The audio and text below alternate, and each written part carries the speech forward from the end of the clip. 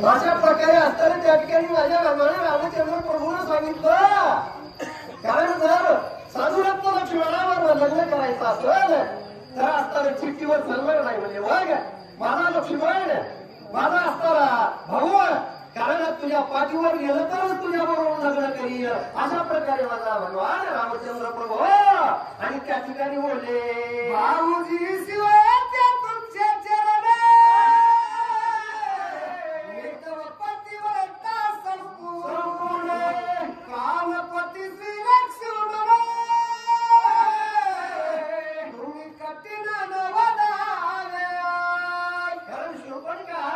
जगत प्रभू माझ्या भगवान रामचंद्र प्रभूवर संभाषण करू लागली. देवा देवा, कारण असताना मी मोठी महान पतिव्रता आहे,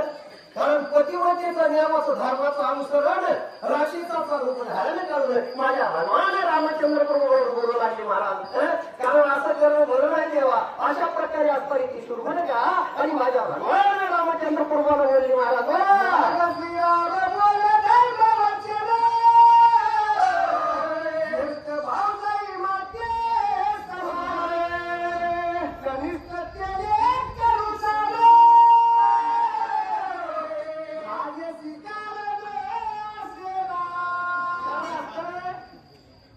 देव येतो माझ्या भगवान रामचंद्र प्रभूने सांगितलं, कारण थोरली भाऊ आई सारखी असते म्हणजे भाऊ असताना बापासारखा असतो असं नातं आमचे महाराज भविष्यात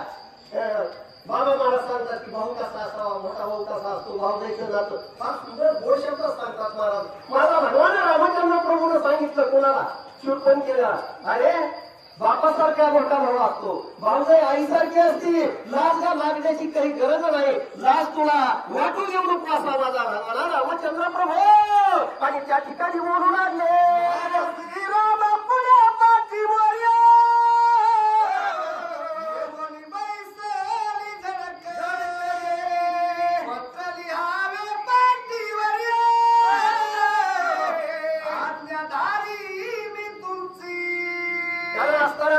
अशा प्रकारचे माझ्या भगवान रामचंद्र प्रभू संभाषण शूर्पणखेनं ऐकलं. आणि शूर्पणखा येऊन भगवान रामचंद्र प्रभूच्या पुढे बसली, सांगितलं लिहा म्हणजे पाठीवर आता का, तर मला असताना तुमच्या भावाबरोबर लग्न करायचं अशा प्रकारे असताना शूर्पणखा आणि भगवान रामचंद्र प्रभूला बोलली, महाराज मला शूर्पणखेची न पर्या दृष्टी कटिपृष्टी पत्रिली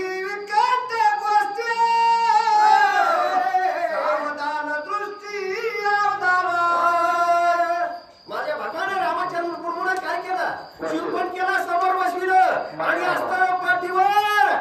अशा प्रकारे असताना लेण्यासाठी सुरुवात केली आणि त्याच्यावर